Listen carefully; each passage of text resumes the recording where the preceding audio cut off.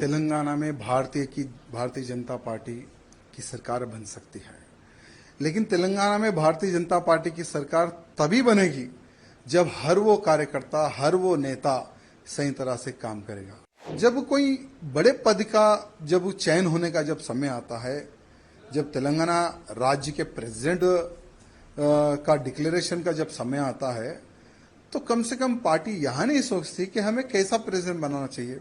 हम बार बार यही बोल रहे थे कि भाई बूथ कार्यकर्ता से लेकर अधिकारी तक चर्चा होनी चाहिए।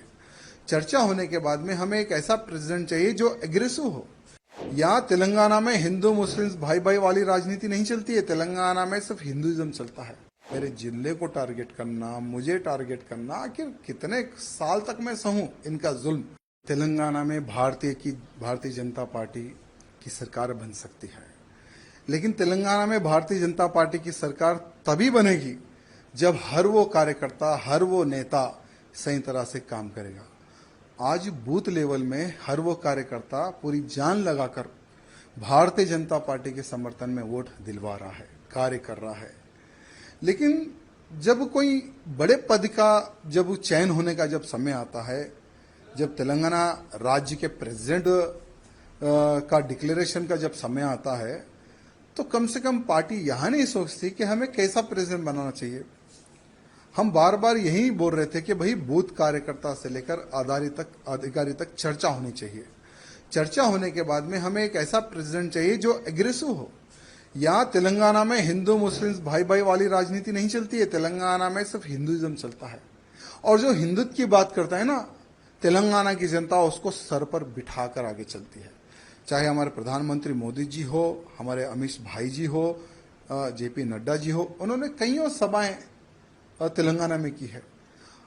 हर सभा में हजारों की संख्या में, लाखों की संख्या में उनकी सभाओं में कार्यकर्ता आते हैं यहां सुनने के लिए कि देश, धर्म, समाज के लिए आज भारतीय जनता पार्टी क्या कर रही है और क्या करेगी। वहां संदेश सुनने के लिए सभी कार्यकर्ता आते हैं। और आज भी हम भारतीय जनता पार्टी से जुड़े हुए तो हमारे प्रधानमंत्री नरेंद्र मोदी जी को देखकर, अमित भाई जी को देखकर, योगी जी को देखकर, नड्डा जी को देखकर, उनके कार्य को देखकर 2014 में भारतीय जनता पार्टी में हम सम्मिलित हुए। लेकिन दुर्भाग्य देखिए, 2014 से लेकर आज तक इतने तकलीफों का सामना हम लोगों को करना पड़ रहा, बाहर नहीं, पार्टी के अंदर ही।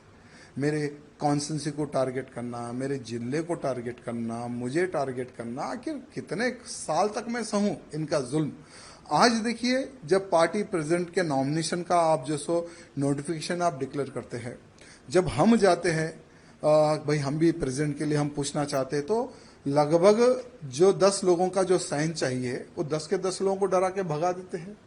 यानी ऑलरेडी ये लोग जो डिसाइड कर लिए उसको हम प्रेसिडेंट बनाएंगे, ऐसा ये लोग डिसाइड कर लिए। हम क्या चाहते हैं? तेलंगाना की जनता प्रधानमंत्री मोदी जी के मार्गदर्शन पर चलने को तैयार है, अमित शाह जी के मार्गदर्शन पर चलने को तैयार है। योगी आदित्यनाथ जी को एक आइडल मानती है जनता यहाँ की। लेकिन दुर्भाग्य क्या है, हम ऐसे काम करेंगे जो प्रेसिडेंट कोई काम ही ना करे, कोई निर्णय ना ले। हम जो बोले प्रेसिडेंट वही काम करेगा, उठो बोलो तो उठो, बैठो बैठो बैठो, ऐसा ही प्रेसिडेंट का अगर आप चयन करेंगे तो कोई कार्यकर्ता पार्टी में काम नहीं करेगा। हमारा भी दम घुट रहा है, इसलिए हमने राम राम किया है आज पार्टी को। लेकिन एक बात है, भले हम बीजेपी पार्टी में रहो या ना रहो, लेकिन मोदी जी के, योगी जी के, अमित भाई जी के हम कट्टर समर्थक रहेंगे। और बिना पार्टी में रहे हम मोदी जी के कार्यों को, अमित शाह जी के कार्यों को, योगी जी के कार्यों का हम प्रचार करते रहेंगे, भले हम पार्टी में रहो या ना रहो। ये कार्यकर्ताओं की डिमांड है। कई महीनों से कार्यकर्ता कैसा प्रेसिडेंट चाह रहे थे जो हिंदूवादी हो, जो हिंदुत्व की बात करे, जो हमारे कार्यकर्ताओं की सुने। आज लव जिहाद बड़े पैमाने पर हो रहा है तेलंगाना में, गौ हत्याएं बड़े पैमाने पर हुई है तेलंगाना में, लैंड जिहाद बड़े पैमाने पर हो रहा है तेलंगाना में। भाई उसको रोकने के लिए कौन रोकेगा? लोग बोलते कि भारतीय जनता पार्टी के अलावा कोई नहीं रोक सकेगा। भारतीय जनता पार्टी की सरकार आएगी तो ही तेलंगाना का हिंदू सुरक्षित रहेगा। लेकिन भारतीय जनता पार्टी की सरकार कैसे आएगी? क्योंकि कुछ जो लोग है ना, जो एक नाग की तरह पार्टी को घेर कर बैठे हैं। कुछ लोग, ये कुछ लोगों का इलाज जब तक केंद्र के जो हमारे अधिकारीगण हैं, जब तक ये कुछ लोगों का इलाज नहीं करेंगे ना, ठीक है, आज चलो हम तो पार्टी को छोड़ दिए, हमारा कोई वजूद था ना है ना रहेगा, हम एक हिंदू कार्यकर्ता हैं। भले राजनीति से हटकर हम हिंदुत्व का कार्य करते हैं और आगे भी हम हिंदुत्व का प्रचार और हिंदुत्व की सेवा हम करते रहेंगे, लेकिन उन कार्यकर्ताओं का विचार करने की आवश्यकता है जो एक विश्वास के तौर पर भारतीय जनता पार्टी से जुड़े हुए हैं। इसलिए हमारे प्रधानमंत्री मोदी जी से, अमित शाह जी से निवेदन करना चाहूंगा कि पूर्ण एक बार विचार करें और भारतीय जनता पार्टी का अध्यक्ष कैसा होना चाहिए, ये मैं नहीं, हर वो बूथ कार्यकर्ता, हर वो अधिकारी, हर वो जो पार्टी के लिए जो खून बहा है, उनका एक समावेश, एक मीटिंग करने के बाद में उन कार्यकर्ताओं का आप इलेक्शन कीजिए, उन कार्यकर्ताओं से आप प्रपोजल लीजिए, तब देखिए कैसा प्रेसिडेंट यहाँ के बीजेपी के कार्यकर्ता, बूथ कार्यकर्ता चाहते हैं, ये हमारे केंद्र के अधिकारियों को पता चलेगा। आपका आगे कार्रवाई कैसे होने वाली सर? देखिए कुछ नहीं, हमने किशन रेड्डी जी को यहाँ कहा कि आपके ही हाथों से हम पार्टी में ज्वाइन हुए थे 2014 में और आपके ही हाथों में हम रिजाइन दे रहे हैं, हम पार्टी के बाहर जा रहे हैं, क्योंकि ये मोनोपोली जब तक पार्टी में बंद नहीं होगी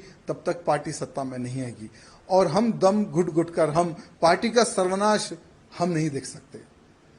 यानी बीजेपी को डुबोने का कार्य कर रहे हैं यहाँ के लोग, यहाँ के कुछ अधिकारीगण जो सत्ता का गलत उपयोग करके पार्टी को डुबोने का जो कार्य कर रहे हैं ना, तो ऐसी डूबती नैया में और पार्टी को डूबते हुए हम नहीं देख सकते, इसलिए हम पार्टी के बाहर आए। आगे का हमने किशन रेड्डी जी को रिक्वेस्ट किया है कि आप स्पीकर को भी एक पत्र लिख दो कि राजा सिंह बीजेपी का विधायक नहीं है, उसको सस्पेंड करो। अगर किशन रेड्डी जी वो भी अगर काम कर देते तो उसका भी हम समर्थन करते हैं। बाकी का हम एक हिंदू नेता है, धर्म प्रचार करना हमारा काम है, वही करते रहेंगे। सर आप इतने साल से पार्टी में रहे, 3 बार आपने बीजेपी में जीते और आपकी और पार्टी वर्कर्स को क्या बोलना चाह रहे सर? मेरे पार्टी के कार्यकर्ताओं से यही निवेदन करना चाहूंगा, ठीक है ये मेरा व्यक्तिगत निर्णय था, क्योंकि हर इंसान कुछ सालों तक जुल्म सह सकता है, लेकिन कंटिन्यू जुल्म सह उतनी शक्ति मेरे पास नहीं है। लेकिन आप लोग पार्टी में रहिए, पार्टी की सेवा करते रहिए, आज नहीं तो कल आपके अच्छे दिन आएंगे।